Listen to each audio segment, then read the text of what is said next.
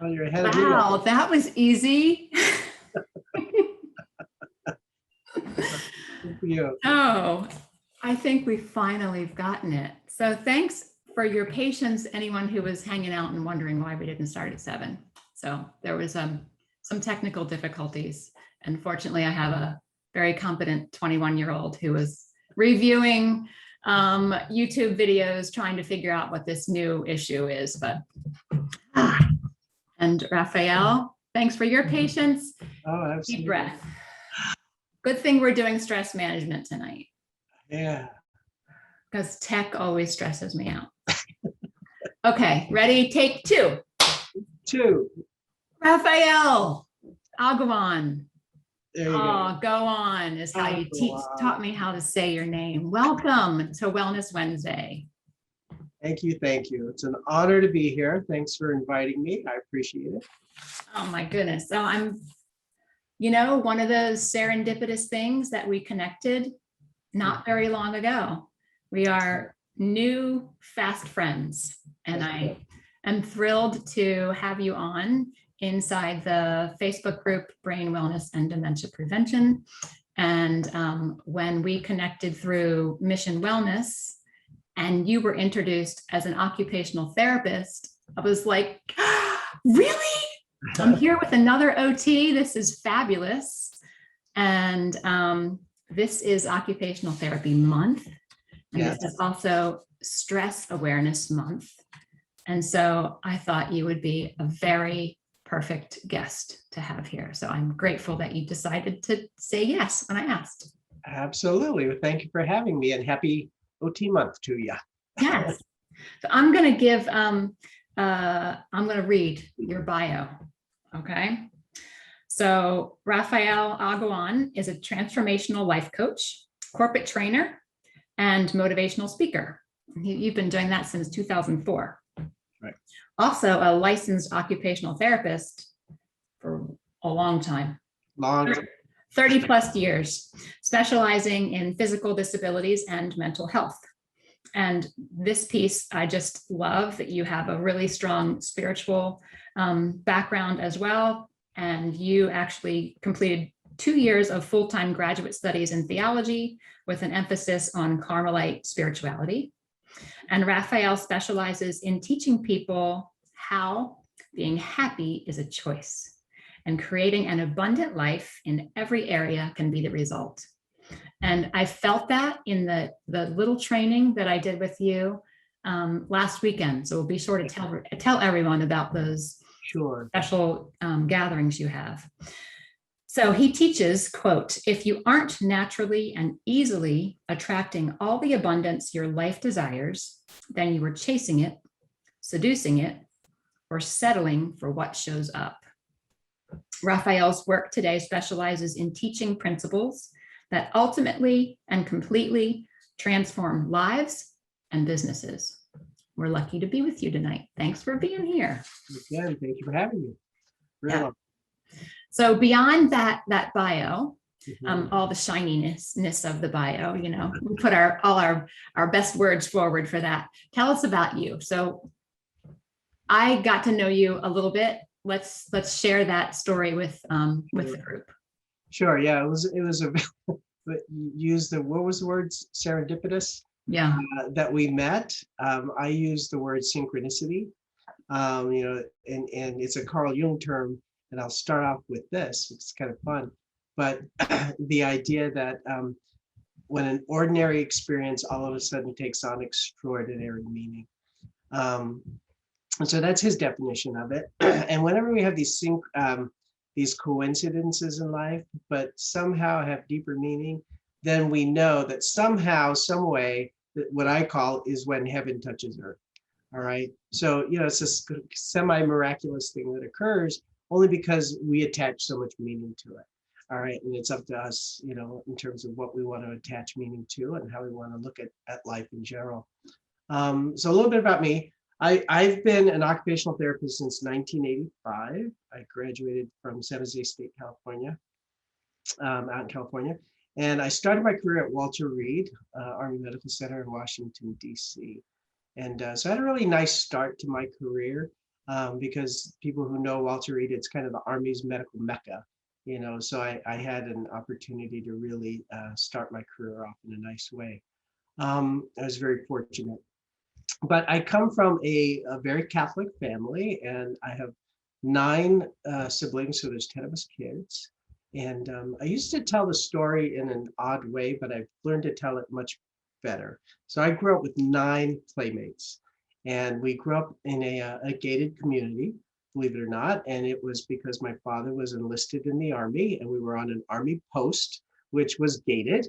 And so we had a very safe upbringing. We could go out and play, and this was back in the 70s, so a long, long time ago. But it was when we would go out, and when things started getting dark, we knew it was time to go home. But so it was a safe place, and because he was military, we had all of our basic needs met. So we really were able to thrive as a family. My mother was very Catholic, very religious, so we grew up in a very rigorous household. Praying the rosary every morning and every night. And people who know that, it's a 15-20 minute commitment. And so we would do it every morning and every night. And Jesse, Mike, and I went to Mass every day from the time I was 7 years old until I went off to college. So that's a lot of years of being really highly churched. So, I grew up resisting it, as any kid would, but it really formed who I am today. And so I have a very deep faith in my tradition. But in my work, beginning as a therapist, we work with a broad variety of folks with the broad conditions. And so being available to people where they are with who they are was really, really important professionally. So I've learned to do that in my coaching career as well, that I really accept people where they are. We start from that place of being really perfect. But as I started to say, you asked me a little bit about myself. I used to say, I was one of 10 kids, and my dad retired as a grade school janitor. And so it sounded like a bleak story. And it was Mary Morrissey, my most current coaching mentor, who stopped me cold in this exchange that we were having. I didn't get any farther than that. And she stopped me and said, "Do you mean to say you had dirt floors? Do you mean to say you didn't have a roof over your head?" And so as a coach, I've learned that it's all in how we tell our story that makes all the difference in our lives. And so that's who I am today, and that's why I choose to do what I do. And it's really to help people kind of retell their story in a way that's going to be meaningful and purposeful to their lives, allows them to grow in every way possible. So that's kind of who I am and what I'm endeavoring to do until I'm 100 at least. So you're 100 at least. No, I'm 100 at least. Yeah. Say it out loud. Love it. Love it. So it's good to have another occupational therapy person, an occupational therapist, to talk about occupational therapy. But we know what occupational therapy is. It's like in us, in our heart and soul. I know, at least with my story, I went down the path of psychology, thought I was going to be a clinical psychologist, met a bunch of my dad's externs because he was a clinical psychologist, and they all said, "I have $100,000 of debt and there's no jobs. All the jobs are going to social workers." I said, "Okay, I'll do social work." Went down that path, did a minor in social work, did a social work internship. They said, "Oh no, it's a terrible job. We just slap Band-Aids on the problems over and over. It's exhausting. If I could go back, I'd be an occupational therapist." What's that? And that's when I went down the occupational therapy path. And when I learned about it, I thought, perfect, this is exactly where I'm supposed to be. Everything that I love, all rolled into one. So if you were going to explain occupational therapy to someone who doesn't know about it or says, "Oh, is that like physical therapy?" What do you say? Well, the most simple explanation I give is that physical therapy is pretty obvious in its title, right? So they deal with the physical domain.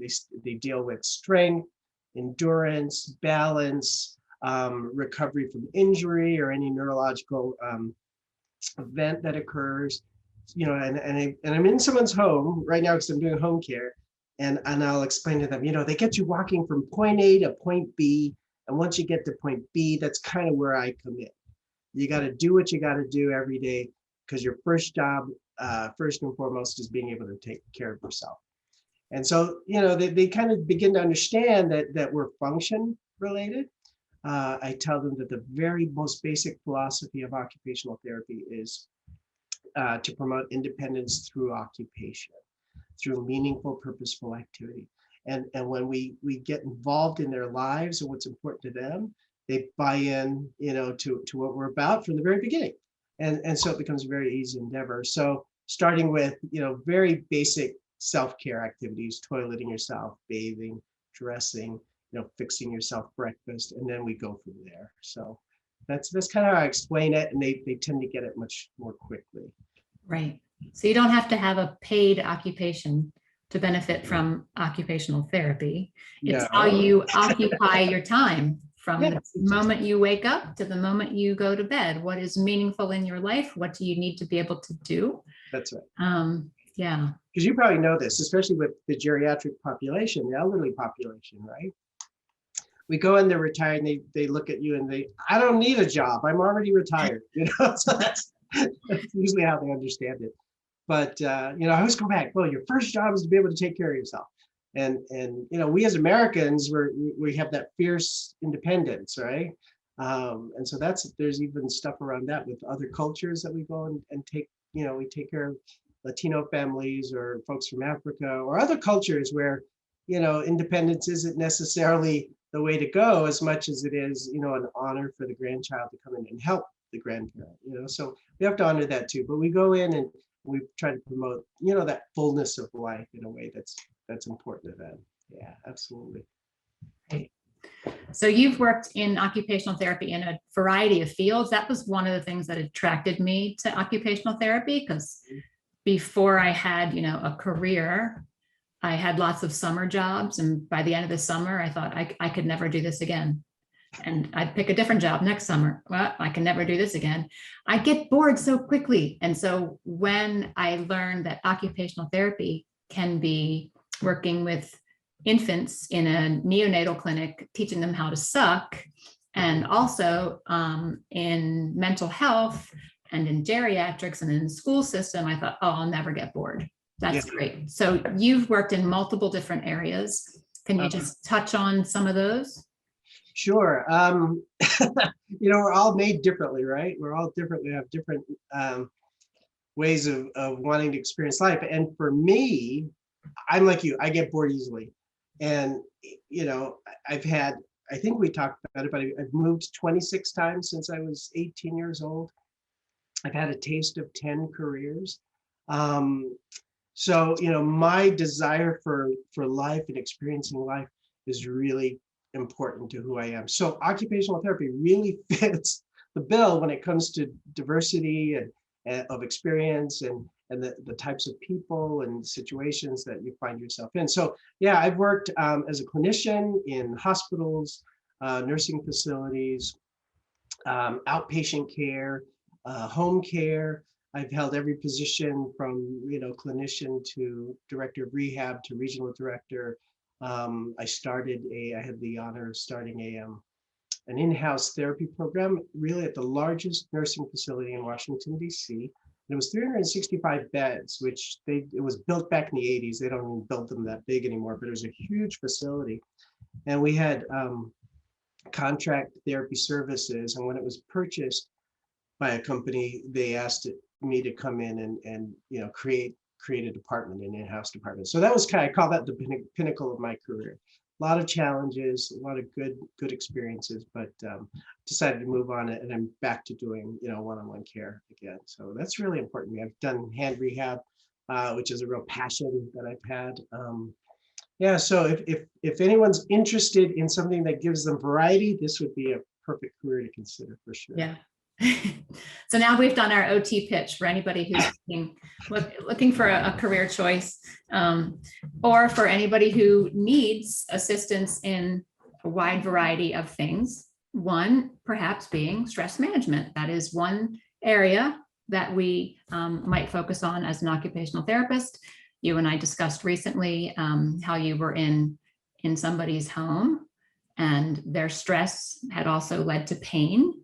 and they had 10 out of 10 pain. You did a stress management and full body relaxation with them, and their pain went from 10 to 0. And that is quite amazing. Yeah, it shocked yeah. me. Yeah. Totally shocked me. I had the experience of taking somebody from an 8 down to a 2 that had a knee replacement, and that made a lot of sense, but never before have I, and being Catholic and spiritual, in my understanding of how things occur, it really falls into the miracle category because I've never had it happen before. And the way I understand miracles, it's kind of like the law of the universe kind of bends in the favor of that person somehow, some way. But it was pretty remarkable, and the daughter and I both sat there with our jaws dropped, and just amazed that it happened at all. But yeah, so it's a very impactful way to manage pain. Right. Sure.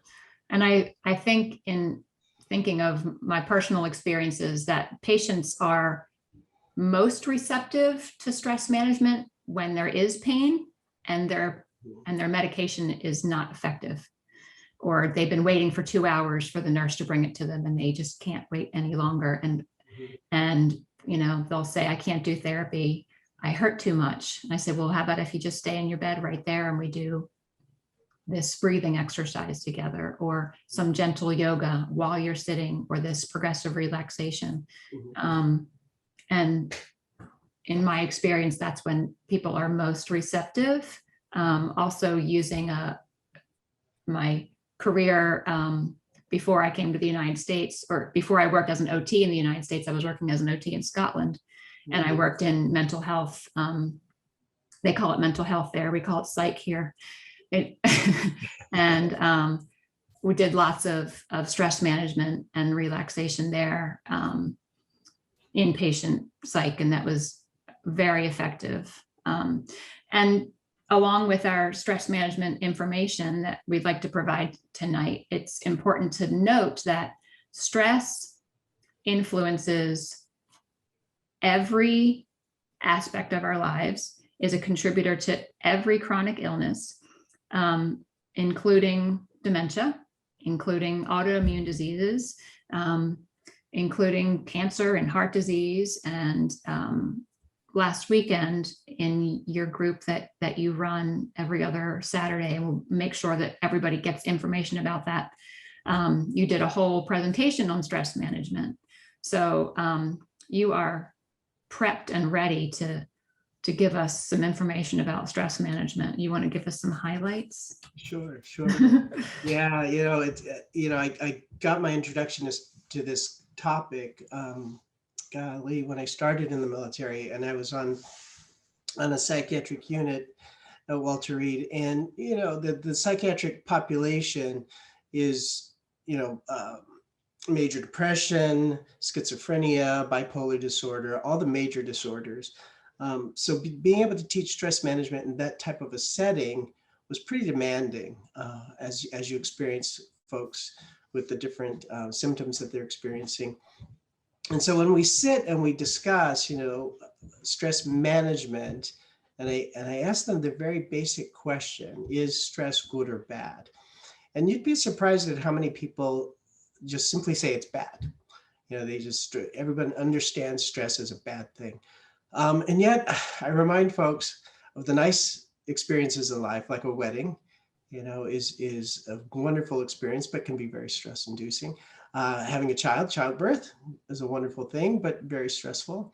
So stress can be both good and bad experiences in life. And, being able to start at that place that we need stress in our lives to live it well. And we can often find it being very productive as a motivator for us to continue to move forward. Everyone likes to have a promotion, right? But that's going to have its inherent stresses. So, learning to manage stress is what becomes critical.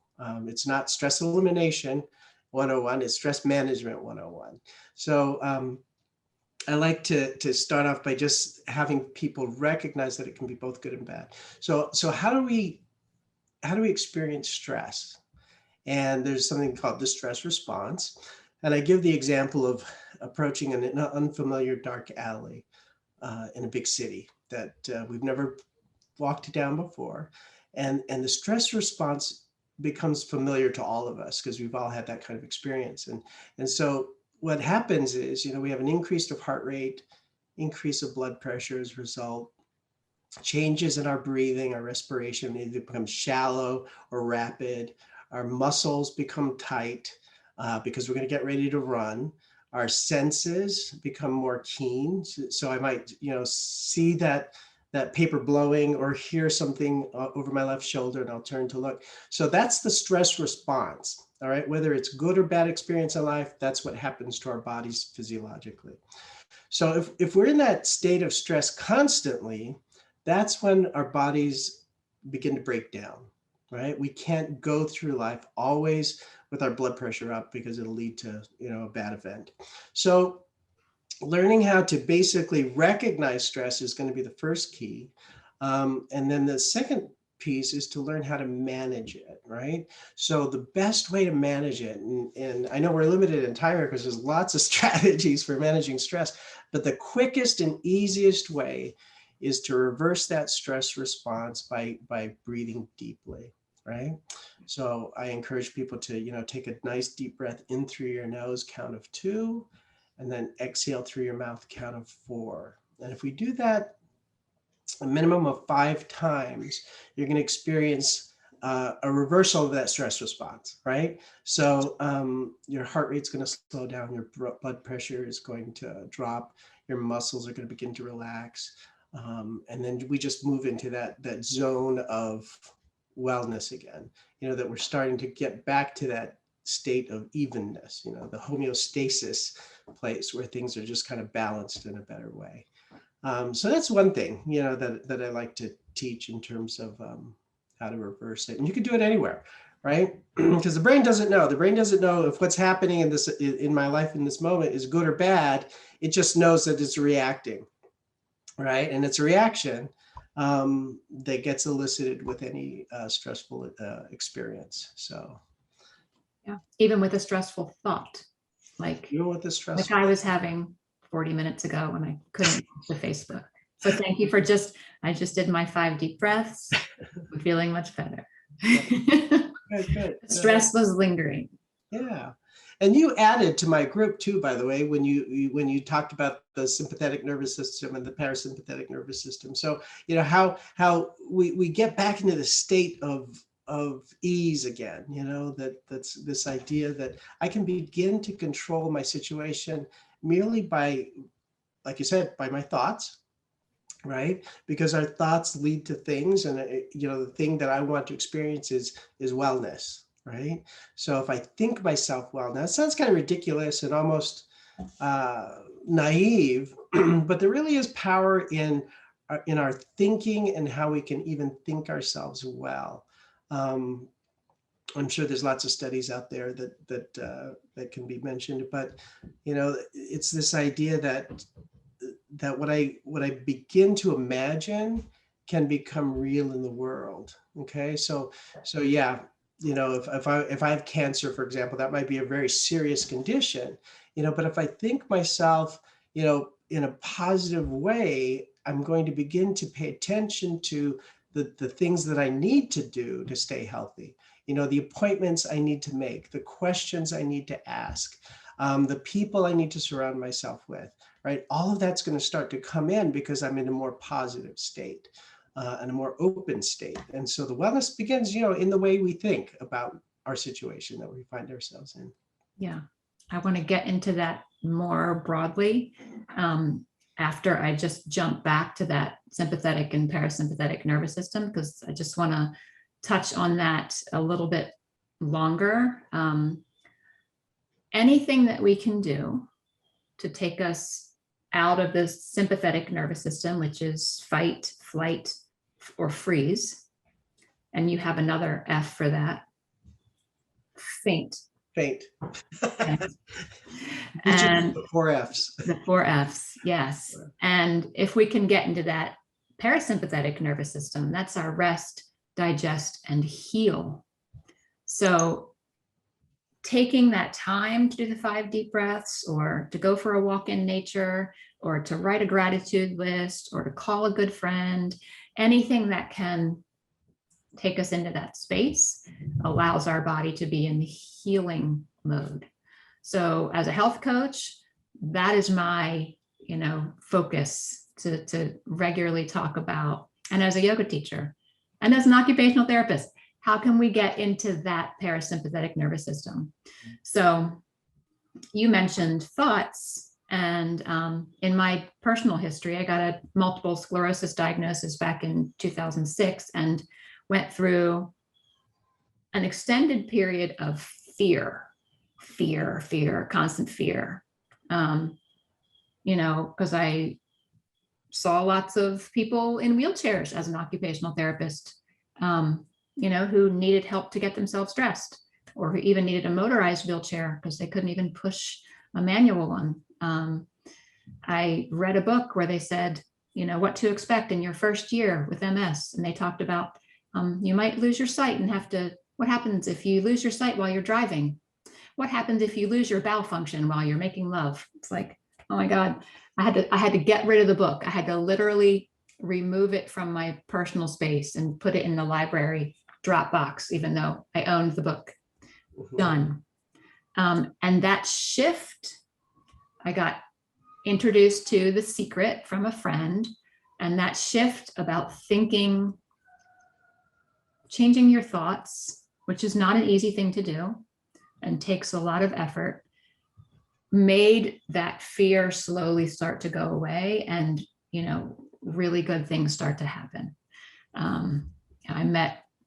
My neighbor happened to mention to me about this nutritionist who really helped her kids. So then she really helped me. And then my neurologist said, well, maybe you have benign MS. You can try this nutrition for a year and see what happens. And then all these years later, and I'm doing well. But I feel like it all started with that change in the thought. So that's really what you're kind of an expert in. Can you talk about your transformational coaching and what is the law of attraction, and help out anybody who is completely new to this idea? Sure, absolutely. This is where I get all excited. So I'm going to take all my notes off. Just talk to you. As I said, it's all in how we tell our story, right? And I was the fourth of 10 and the first to go to college. I didn't know how I was going to get there. But, somehow, some way I had this belief, or I fell for what my mother was feeding me, right? And she would say, look first for the kingdom of heaven, scriptural. Look first for the kingdom of heaven and everything will be added thereon.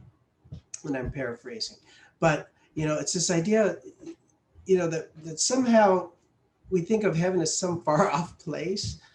And yet I know I'm in heaven when I'm holding a brand new baby in my arms, or I know I'm in heaven when that perfect parking space shows up, right? I'm doing home care in downtown DC and I get a parking spot right in the front of the building because I say a little prayer that makes me giggle, that it's Hail Mary, full of grace, help me find a parking space. But that's the law of attraction at work right there, and it makes me giggle, and it makes me giggle harder because I know my mother's going like this, because I'm being a little irreverent, but it makes me giggle. And what it does is it puts me in this higher state, right, of joyfulness rather than frustration, right? Because I could experience frustration driving around in DC, trying to find a parking space, but I do that, and 9 times out of 10, it's anecdotal, of course, but 9 times out of 10, this thing shows up. Right? So how does that happen? And when we begin to start paying attention to, these little things that occur in our lives, that's when that idea of synchronicity comes in, right? It's like this coincidence happens and it takes on extraordinary meaning because I'm the one that's assigning the meaning, right? And that's what I call is when those synchronistic moments happen, like meeting you, and I didn't know it was Stress Awareness Month until you told me that. And then it inspired me to do the Stress Management 101 for my group. But I call that when these coincidences happen, it's when heaven touches earth. It's when we experience the fullness of life, right? And I don't mean to get religious with any of this stuff, but, it's one of the things that I've known and I've grown to know is that the more I learn, the more I realize I don't know, which puts me in a very humble place. And only in our humility can we begin to know and understand that which is yet to be revealed, right? So even in my coaching training and my coaching work, what I've learned to really understand about life is that we all are made the same. We all have hopes for our lives. We all have dreams for our lives, for our children, for our families, for our friends, right? We wish people to get well. We pray for people to get well.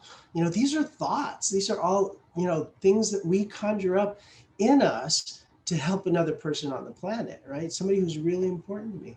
And so, I can conjure up anything is what I've learned, right? And so this idea of the law of attraction, and when The Secret came out, it was in 2006. And I learned about the principles in 2004, and I've been teaching the principles since then. And I kind of call myself a bit of an expert when it comes to it, because I can create the most magical things from absolutely nothing. And I've shared those 6 years experiences with you, and I really credit my upbringing. That what sounds like I can present as a very bleak story. Here I am, in Fort Ord, and all these neighbor kids have kites and I don't have a kite, but and we don't have the money for a kite. But it was that desire for more that made me take clothes hangers and make the spines for a kite. And I took the Sunday comics and I cut out the paper, and I got my mother's crochet string, and I tore up an old t-shirt and made a tail. And I used rice for glue because we didn't have any glue. So I used cooked rice for glue, and that sucker flew, right? So I'm like, in my DNA from my very early years was I able to create something from nothing. And as I've learned, how this happens, and I put it into practice with that next intuitive thought that hits me, or that next inspiration that hits me, I find myself giving myself over to it. And that's what I'm really good at, is I teach people how to do the same. Now, you asked me about the law of attraction, and it's the idea that like attracts like, right? And we hear it in our common nomenclature when we hear things like birds of a feather flock together. Misery loves company. So like attracts like. We hear it in our languaging. We experience it when we walk into a room with people fighting. We can feel the energy in the room, right? It's a very abrasive, energy that kind of repels us. We can cut the tension with a knife, right? So this idea that words and thoughts have energy, we experience it. We know that it's real, all right? So it's this basic idea that even thoughts and feelings have energy. And because we're human beings, we have a higher capacity, right, for understanding. We can begin to become very intentional about what we think of, what we think about, and how we feel about it. All right. So if I want abundance in my life, I have to feel the abundance. Okay. If I decide to be frustrated in traffic, I'm just going to be frustrated, and just my filters are now going to see nothing but things that frustrate me, right? I've worked with couples in broken relationships, and I watch how they think themselves right out of the relationship, versus inviting them to think of all the things that they fell in love with in the first place. Because when people come together, they don't come together with the intention to go apart. They come together with the intention to be together and hopefully to stay together. That's usually the initial intention. But if we focus on, our humanity and how we're imperfect beings in our actions, and we can't forgive, then we're going to focus our way right out of the relationship. So the idea of like attracts like. And so, I've worked with people who, I've had a client who worked for the FCC. And actually it's funny because I never worked with her in person. I only met her by phone. And we worked together for 90 days, and she hated her job, and she was at it for 10 years. And for the last 3 years of her job, she wanted to quit and start her own company, but she couldn't do it. And after 90 days of coaching, she calls me up, and I teach her all the principles. She calls me up and says, "Rafe, you're not going to believe this, but I quit my job. And I'm a little like, surprised and, oh, good for you, and she said that her vision was to make $1 million in her first year. And now, none of this is magical thinking. This is where the secret for me, it kind of presents this magical way of thinking. And if you want to make $1 million, then you have to, and this is very, very theological, but you have to create the conditions for that possibility too. All right. So, you can't be working for yourself, earning maybe $30,000 a year, and then all of a sudden make $1 million. That's not going to work. But she was a software engineer, and she created software programs for governmental agencies, auction programs for governmental agencies. And she calls me up after her first 5 weeks of owning her own business, and she says, I just landed my first $1 million contract, which was pretty amazing. And I thought, wow. And, since then, that was back in 2005, when I got more coaching training in 2016, she came to mind. I called her up and I said, well, how's it going? And she says, well, I've done it all. The fun was always in chasing that next contract. And, she had all the money in the bank that she needed and wanted. But she said, I'm back at my old job. And I said, well, what happened? She goes, well, my kids are needing me back home now, so I'm back at my old job, and I'm going to have a good government pension at the end of it all. So it's kind of a funny ending to the story, but, she lived her dream, and she imagined it and she manifested it utilizing the principles. And I've had lots of folks create really miraculous things in that kind of way, but, it really is up to every individual, who are you in this world? How do you feel about who you are? Are you living your call? And as a former religious, right? This idea of call or vocation, am I doing what I was put on the planet to do, right? And only then am I going to begin to experience, that satisfaction, that fullness of why I'm here. Am I living out my purpose? Am I making that contribution? And so, even these days of COVID, I shared with you, I've been working 12, 16-hour days. And 3 Mondays ago, I clocked and broke the record and did an 18-hour day. But at the end of the day, I was energized. I got off a group coaching call. I do a 12-week Dream Builder course. And I got off the call and I was energized. At 10:30 at night is when I quit, and I got up at 2:30 in the morning. So how does that happen if you're not in touch with who you are and why you're here, right? So that's the only explanation I can give. But I hope that gives a short explanation of the law of attraction and how it works. Yeah, definitely. And I just wanted to thank you for inviting me to the group that you do every other Saturday, because it put me back in a place of remembering this, because I felt like I used it when I was kind of in crisis mode when I first got my diagnosis, and it was extremely helpful to sort of move me forward. And now it's kind of part of my personality life, but very much in the background, not active. And participating in your group last weekend reminded me how good I feel when I really focus on these principles. Like, it changes my demeanor, my just everything. So I'm looking forward to going to your next session. And I want to be sure, but let me check and see if we have any direct questions. Whoops, I don't want to hear myself. Okay, so so someone wanted to remind us that it's also Autism Awareness Month, and birds of a feather flock together. Yeah, so thank you, Damaris and Barb and Angie. Thanks for being here. So no specific questions, but I wanted to make sure that we checked things out. So you did a great job. You're really good at explaining law of attraction, and I think it's even better to see you in action. So I want to make sure that we share with people, because you have a free group.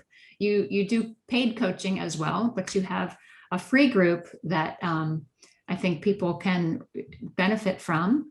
And so will you share all of your information about how to get in contact with you, what groups you do? You mentioned Dream Builder, so I want you to share it all.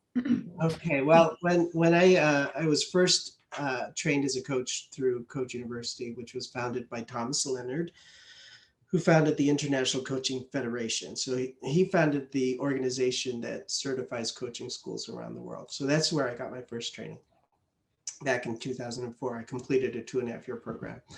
And then in 2016 and 17, I went through the Life Mastery Institute in Los Angeles, and I got additional training there. And my mentor is Mary Morrissey. She's been in the industry for 40 plus years. And so she's training other coaches to do what she's done. And she's so funny. She's the one that said to me, you mean to say you grew up with dirt floors and no roof? But she called me, she said, you're an unconscious competent. That's what we call people like you, is you're good at living the principles. You just don't know how and why you're doing it. And so she gave me the language. I marry that education with my education as a therapist, right? And physical disabilities, mental health. Now I've done 2 years of graduate studies in theology. So my work is body, mind, spirit connection. Very holistic in my approach. I try to convince people of the truth that right now where you are is absolutely perfect. You are perfect in this moment. And, come and hear me talk and you'll get a deeper explanation of what that means. But that gives us all hope, and that's what I'm all about. But when I came back from my training in Los Angeles, I founded the Columbia Law of Attraction and Positive Thinking Meetup Group. And that's the group that you're referring to, Laurel. So the Columbia Law of Attraction and Positive Thinking Meetup Group. It's because I live in Columbia, Maryland. And so every couple of weeks, I pick a topic and I give a talk. It lasts for about 2 hours. There's no cost. I do ask for contributions to help support the cause, because there's the cost for the meetup platform and cost for the Zoom platform. And then, of course, my time to put stuff together. But, so I'm licensed to teach through Mary Morrissey's education and training, a 12-week Dream Builder course, a 6-month Life Mastery course, a course on working with the law, because there's different laws at work, universal laws at work that we don't get educated on unless we come to something like this. But it's, the law of, and I'm going to read just a few, the law of thinking, the law of supply, the law of attraction, the law of receiving, the law of increase, the law of compensation, and more. So I teach a whole course on that. And then also I'm licensed to teach Into Your Genius. So, I'm a busy guy. I love what I do. So anyone can go to the meetup. Now, the easiest way is to contact me. Is it okay if I give my telephone number out on this? It depends on how many people you want to have your phone number. Because I put this up on YouTube after it leaves Facebook. Do you want me? Oh, okay. Well, maybe not. But you can reach me at my or check out my website. It's basically just my name, RaphaelAguon.com. It's spelled RaphaelAguon.com. So I have some blog posts up on there.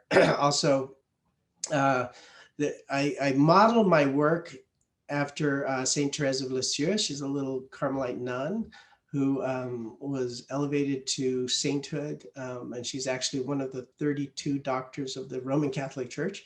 She died at the age of 24 of tuberculosis. So she died very young. But she has just beautiful teachings, beautiful stuff. But when she was at the age of 3, she was presented with a basket full of abandoned dolls, ribbons, fabrics, things like that. Her sister, closest in age to her, Pauline, picked out a couple of things from the basket. And 3-year-old Therese, the youngest of, I want to say 7, looked up at her sister and said, "I choose all." And she reached out for the basket and took the thing and walked away. And that's the story of my life, When I say I've had a taste of 10 careers, right? So I've been an Army officer. I'm an occupational therapist. I owned a 95-seat fine dining restaurant and 12-room bed and breakfast. I've taught at Howard University as an adjunct professor. I taught in a Catholic high school for 2 years, social justice, and, just other careers, so I'm a real glutton when it comes to life and experiencing it to the full. And, one of the other stories, I guess I told you, was of my artwork, never having a painted portrait before. And after 12 weeks, I had 12 portraits, and another artist saw my work and she arranged a show for me on Capitol Hill in DC. And she priced my work. I don't know what I was doing, but I tell that story because it's a story of giving yourself over to inspiration, allowing it to unfold, and really miraculous things happen.